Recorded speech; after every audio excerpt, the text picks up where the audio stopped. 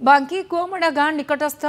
पाटरे फसिले दुई दंता हाथी चंदका अभयारण्य आठगड़ सुकासन जंगल को महानदी पार होगापी जाउथबा बेले कुआमड़ा गाँ निकटस्थ पाटरे फसी रही दुई हाथी गाँ निकटरे हाथी देखा लोकंर भिड़ जमी घटनास्थल में वन विभाग टीम पहुंची हाथीर गतिविधि उपरे नजर रखी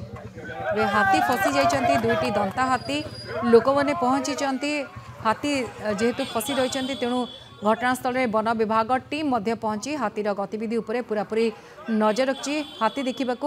गाँव में लोकंर भिड़ जमुची अधिक आलोचना करबा हम सहित जोड़ी होती बांकी रिपोर्टर तापस जेना तापस वन विभाग पहुंची हाथीर गतिविधि उपरे नजर रखी कौन सूचना इनी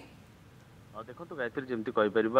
पाखापाखि विलंबित राति भोर 4टा समय जेहेतु हाथी दुईटी चंदका अभयारण्य आसी आठगड़ सुकासन जंगल को जावाई चेष्टा करते जेहेतु से महानदी कूल को जाते तेज से समय सकाल हो जाता जहाँफल कि महानदी पार न हो पारि से जो पाट रही कुआमड़ा ग्राम निकट जो पाट रही से पाटर दुईटी दंता हाथी फसी तेज जेहेतु दुईटी हाथी फसी से पाटर समग्र जो अंचल रही से अंचल बुलाबुली जेहेतु कर हाथी देखापी जेहेतु एक प्रकार लोकंर भिड़ जमी किंतु लोक मान घोड़ाई वन विभाग घटनास्थल में पहुंची लोक मान घोड़ा सहित हाथी को गतिविधि नजर रखी अंपटे जब कह हाथी दुईटी दंता हाथी थी बेले तेज अनेक समय गाँ मुहां हो जहाँ फल लोक मान मन एक प्रकार भय रही वन विभाग एप्रति दृष्टि देउछि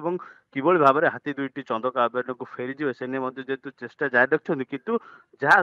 बर्तमान सूचना रही बर्तमान हाथी मुवमेंट रही कहीं जेहेतु जनबसति मुहां रही रास्ता रही गाँ गहली रही से संध्या हेले जाकि फेर बोली जहाँ सूचना रही गायत्री